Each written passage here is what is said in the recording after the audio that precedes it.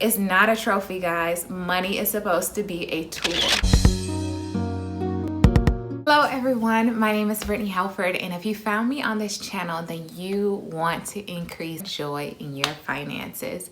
So I'm here giving you tips and tricks on how to manage your money and how to increase joy in your life. Today we're going to be talking about 8 hindrances to reaching your financial goals. The first financial hindrance is you do not pay yourself first. Most of us have this money equation, which our income minus our spending equals whatever we have left for ourselves. But when you pay yourself first, you 1, prioritize your joy, and 2, prioritize your financial goals. You don't have to wait until after you spent all of your money to try to figure out how to increase those things in your life. You want to make sure that you're paying yourself first.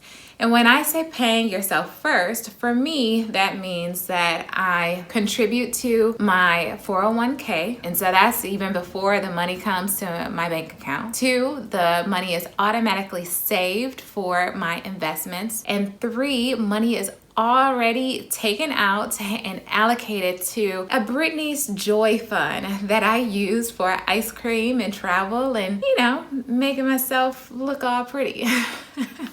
So that's the first reason why you're not reaching your financial goals. You really have to prioritize paying yourself first and prioritize those financial goals. The second hindrance to reaching your financial goals is you don't have an emergency fund. And I'm sure you've heard about an emergency fund before, and there's some differences on how much you should actually have saved. Dave Ramsey says that you should start with $1,000 in your emergency fund and start to tackle your debt. Other people may say that you need 3 to 6 to 12 months depending on your financial situation and also your dependents. Now, we have all seen that emergencies can happen at any time with this year of 2020. I mean, the pandemic brought a huge emergency that so many people didn't expect. But the reason to have an emergency fund is that it gives you a safety net to fall back on. For example, your car breaks down and you need this car in order to go to work and to make your living. If you had an emergency fund, then you could fix your car and get it working properly without having to delve into other monies that have been allocated for savings, for investment, and for your other day-to-day expenses. Now, when you don't have that safety net, you have to dip into those funds. Sometimes people put it on credit cards because they don't have that money available to them. And when you do that, you're increasing your liabilities with more debt, or you might pay something late because you need the money to pay off your car, and therefore you're ruining your credit score. So you want to make sure that you always have some type of safety net in the form of an emergency fund so that when emergencies happen, you don't have to touch the other money. The third hindrance to your financial goals is that you don't give your money a purpose. And by purpose, I mean actually calling your savings account certain savings account. So for us, we have an emergency fund, but then we also have a house savings account. And we know that any money that goes into that other savings account is for our home. Giving your money a purpose also helps to reduce overspending. If you know that this amount of money is to go towards gas and this amount of money is to go towards groceries, you will have a more difficult time dipping into that grocery fund for a night out at the movies. You want to make sure that you give your money a purpose so that you don't overspend, and also so that it's just not sitting there in a savings account. You want to make sure that your money is optimally working for you, and that's either to pay off expenses, pay down debt, to save for some financial goal, or to invest. Money without a name just goes away and you don't know where it is. But when you give your money a purpose, then that also triggers something in your mind so that you only use that money for its designated purpose. The fourth hindrance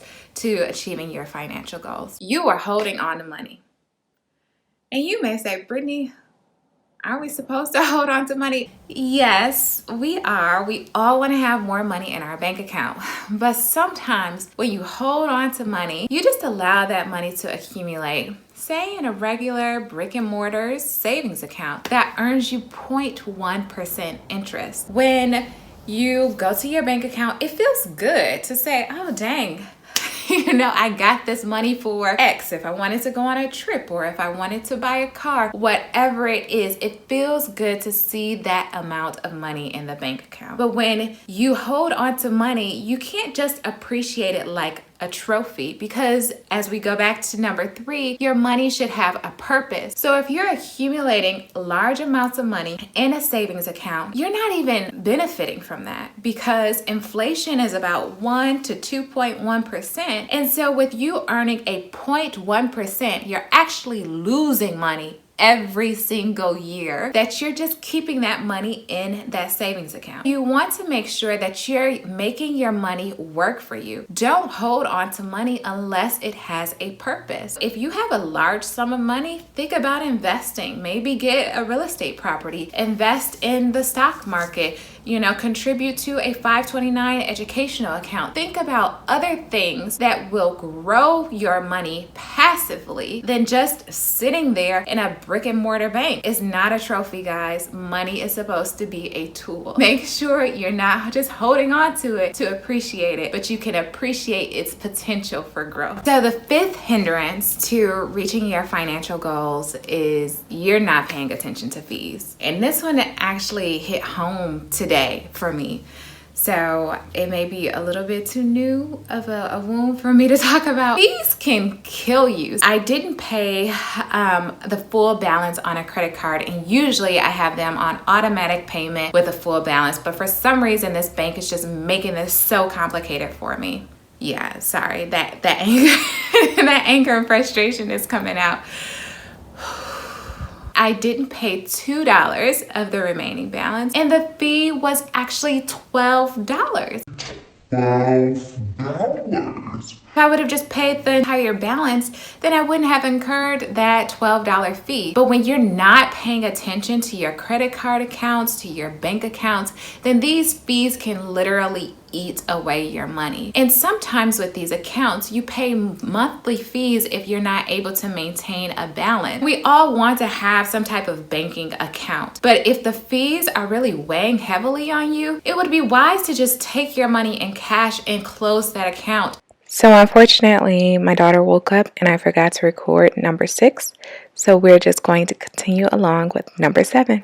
But the 7th reason why you're not achieving your financial goals is because of your mindset. You don't believe that you can. And I can personally say that I've been guilty of this. So I've seen this play out in the lives of many people. They set a budget and maybe they overspend on a nice pair of shoes. And they're like, oh, well, screw the budget then, since I've already messed it up. That is not what you're supposed to do, okay? So if you mess up, that's okay. Nobody is perfect. You have to give yourself some grace. But then you want to make sure that you get back on track and really believe in yourself that you can do this. We're going to pause and take a deep breath and just envision ourselves financially stable, having an abundance of finances, so much that you are giving money away. You are helping people out. I want you to speak positively to your money behaviors and to your bank account, because once you say it, it's going to become a reality.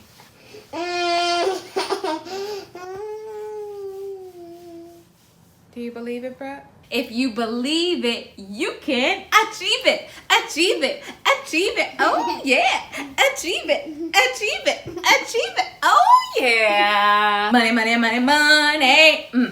Money. Money, money, money, money. Do, do, do, do, do, do. You have the power to do this, and I just want you to believe in yourself, and with that belief is going to manifest itself into more positive money management behaviors. And the 8th hindrance to achieving your financial goals is you are uncomfortable being uncomfortable. We all are.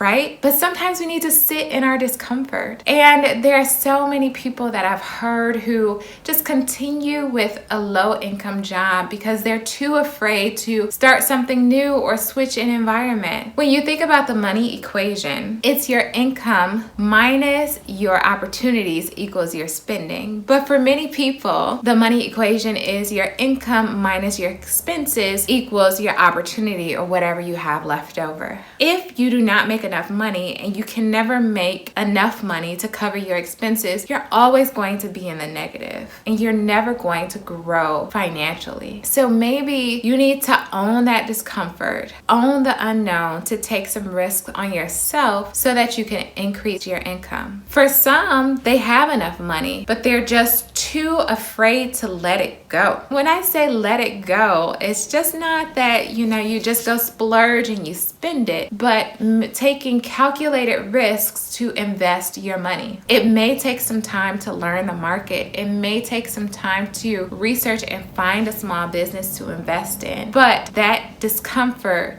for a short period of time can equal long-term gain. I hope that this was helpful, and I really want you to think about which of these 8 hindrances is affecting your financial growth the most. My goal is to increase financial literacy for you and for our community. So please share this message to someone so that we can spread the word. There is enough money for all of us, and there's enough joy for all of us. So I want to thank you guys for watching, and I will see you next time.